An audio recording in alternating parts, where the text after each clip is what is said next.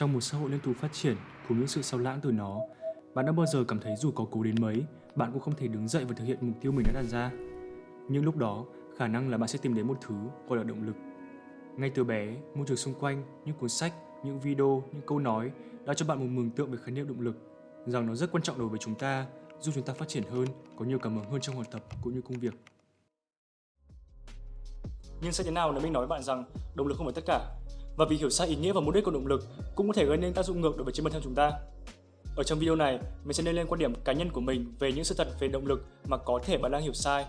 Và việc động lực không phải và cũng không nên là yếu tố duy nhất giúp chúng ta đạt được mục tiêu của mình. Tất nhiên, mình không làm video này để nói với các bạn rằng động lực là một thứ không hiệu quả và viển vông. Mình hoàn toàn đồng tình với việc coi động lực như một liều dopamine giúp chúng ta đạt được một phần trong mục tiêu của mình. Chỉ là nó không phải tất cả mà thôi. Ok, bắt đầu nhé. Theo như rất nhiều dẫn chứng từ các nghiên cứu, bài luận và những cuốn sách, thì việc tạo dựng thói quen mới chính là yếu tố then chốt giúp chúng ta đạt được mục tiêu của mình.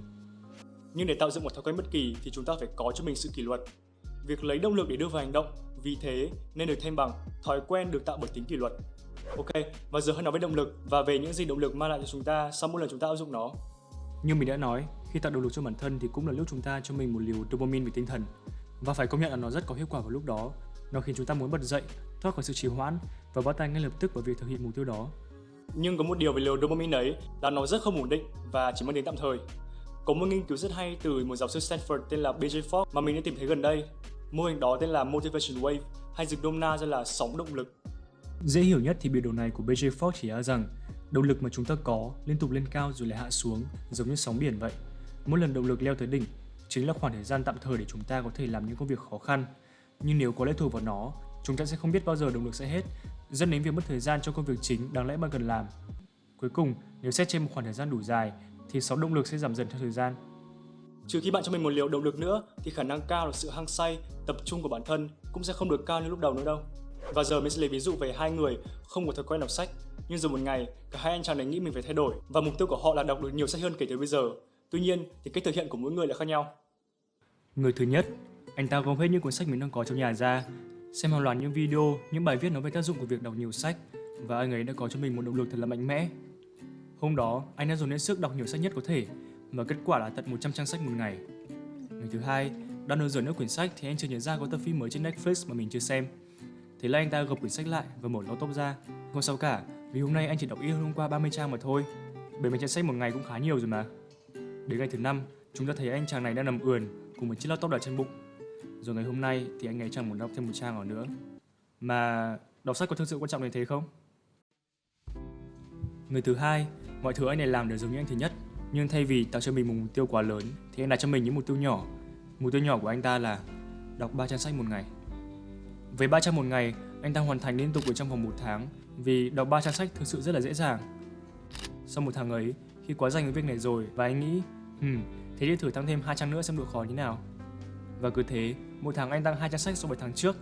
Và với một vài phép tính đơn giản thì trong 6 tháng, anh chàng này đã đọc được khoảng gần 1 quyển sách mỗi tháng. Nếu bạn đã từng đọc cuốn sách Atomic Habits của tác giả James Clear thì sẽ nhận ra là hai ví dụ vừa rồi của mình dựa trên cuốn sách đó. Việc đặt ra những mục tiêu nhỏ chính là chìa khóa để chúng ta tạo dựng sự kỷ luật, cũng như duy trì được những thói quen mà bản thân đã xây dựng. Theo cá nhân mình nghĩ thì chúng ta chỉ nên coi động lực là bàn đạp ban đầu và dùng bàn đạp ấy thúc đẩy chúng ta đến một nhiệm vụ mới trong quá trình thực hiện mục tiêu của mình, đó là xây dựng thói quen bằng tính kỷ luật. Và đến phần này thì mình sẽ đưa ra hai lời khuyên mà mình nghĩ sẽ có ích cho các bạn trong việc tạo dựng sự kỷ luật của bản thân. Lời khuyên thứ nhất đó chính là bắt đầu từ những mục tiêu nhỏ và dễ dàng. Như mình đã đề cập ở phần trước thì khi bạn muốn xây dựng bất cứ một thói quen nào đó thì hãy bắt đầu từ những mục tiêu nhỏ. Những mục tiêu này dễ dàng đến nỗi bạn không thể kiếm cớ để trì hoãn chúng được. Thời hạn để bạn thực hiện những mục tiêu này là tùy bạn lựa chọn. Đến khi nào bạn cảm thấy bản thân có thể làm nhiều hơn thế thì hãy nâng dần độ khó lên. Điều này cũng giống như việc bạn tăng level trong game vậy. Và cứ thế bạn không cần phải quá sốt ruột và áp lực trong việc là mình phải làm cái này, phải làm cái kia, mà cứ từ từ thôi. Và dần dần bạn sẽ tiến gần tới mục tiêu mà mình đã đặt ra. Trong lời khuyên này thì quan trọng nhất là bạn tạo dựng được sự kỷ luật cho bản thân. Lời khuyên số 2 của mình đó là hãy thay đổi cách nhìn của bản thân về công việc. Điều khiến một hành động, một việc làm trở thành một thói quen đó chính là tần suất lặp đi lặp lại của hành động đó. Yeah, mình biết, nó nghe rất là rõ ràng rồi đúng không?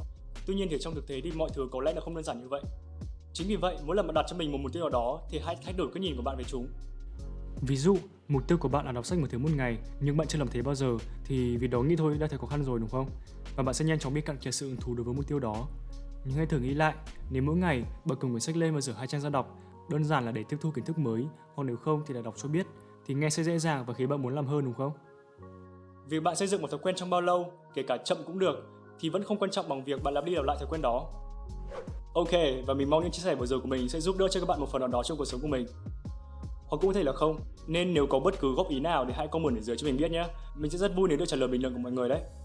Like video cũng như subscribe channel nhé, bởi vì mình sẽ cố gắng ra một video mỗi 2 tuần, hoặc cũng có thể ngắn hơn nếu mà thời gian cho phép.